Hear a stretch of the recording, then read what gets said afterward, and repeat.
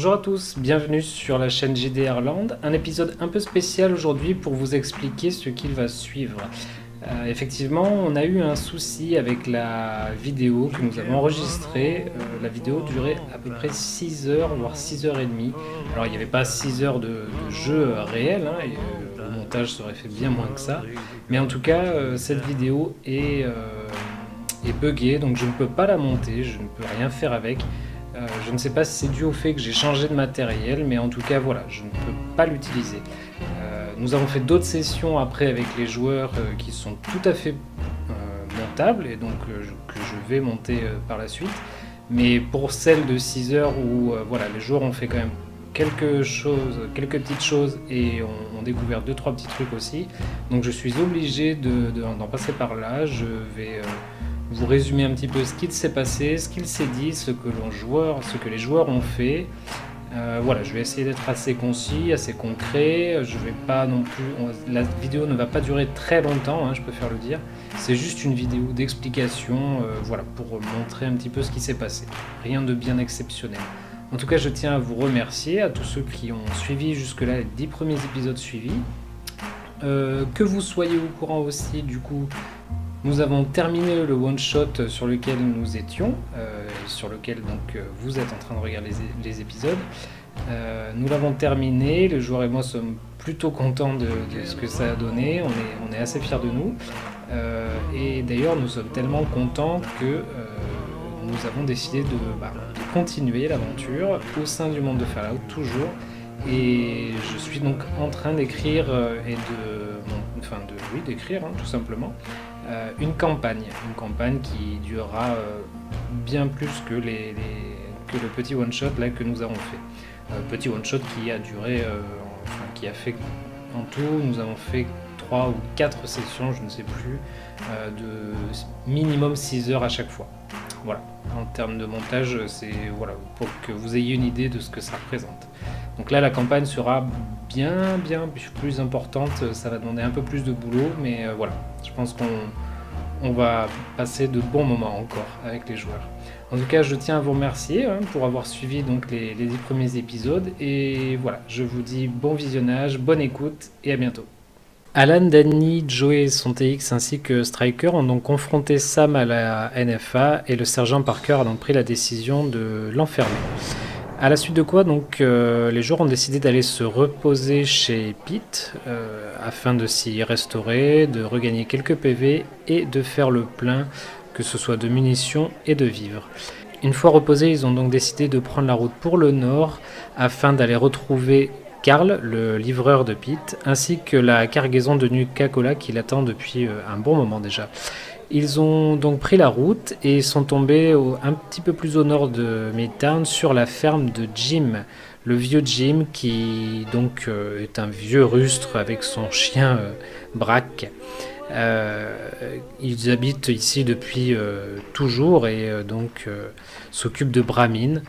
Danny le connaît un petit peu, il sait à qui il a affaire en arrivant dans cette petite ferme. Au terme de la discussion, donc, les joueurs apprennent que Carl est bien passé par ici pour aller vers Castle Rock, là où il devait récupérer la marchandise, mais il n'est pas encore revenu. D'habitude, il est bien plus rapide que ça, donc Jim confirme qu'il a dû arriver quelque chose à Carl. Lors de la discussion, les joueurs sont attaqués par des rats scorpions. Une petite horde de rats scorpions leur tombe dessus et ils n'en feront qu'une bouchée. À la suite de ça, les joueurs donc reprennent la route vers le nord en direction de Castle Rock. Ils tombent sur un petit chemin et décident de monter à travers une petite colline. Une fois en haut, les joueurs s'aperçoivent qu'il y a un espèce d'avant-poste de garde et ils voient un rider monter la garde effectivement en haut de cet avant-poste. Les joueurs donc surprennent le rider, cependant il l'élimine à grands coups d'arme à feu, ce qui alerte évidemment le reste des riders qui se cachaient dans le camp juste en dessous. S'ensuit un combat assez épique où Joey nous démontrera qu'il a les capacités de lancer de la dynamite plutôt bien. Il éliminera à lui tout seul au moins 3 riders en un seul coup. Bien évidemment, Danny nous fera encore profiter de ses talents de sniper et Striker de sa force surhumaine. À la suite du combat, les joueurs descendent donc dans le camp de Riders et le fouillent. Ils tombent donc sur le chef des Riders et arrivent à le maîtriser rapidement. S'ensuit un interrogatoire assez musclé. Un interrogatoire musclé au cours duquel ils apprendront que Carl est ligoté dans une tank à côté et que la cargaison est toujours intacte. Lors de cet interrogatoire, ils entendront de la bouche de Ryder le nom de Mike, un scélérat qui s'est autoproclamé chef des Riders du coin et qui a érigé sa base dans le manoir, une espèce de grande villa située un peu plus au nord du lieu où se trouvent les joueurs. Les joueurs donc récupèrent la cargaison ainsi que le jeune Carl et décident de rebrousser chemin jusqu'à la ferme du vieux Jim. Une fois arrivés là-bas, ils rendront compte de ce qu'ils ont fait au vieux Jim et lui-même leur dira qu'il n'a jamais entendu parler de ce fameux Mike, mais qu'il se doutait que des Riders sévissaient dans le coin.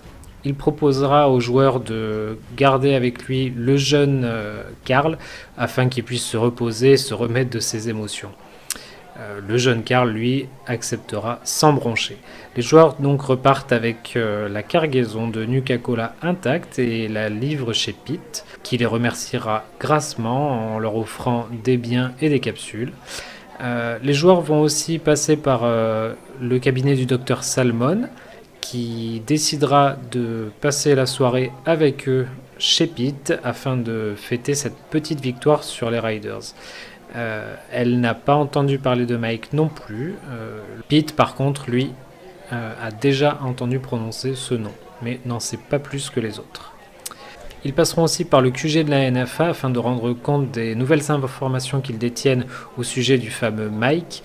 Le sergent Parker donc décidera de détacher 2 soldats de la NFA afin de les aider à destituer ce Mike et sa bande.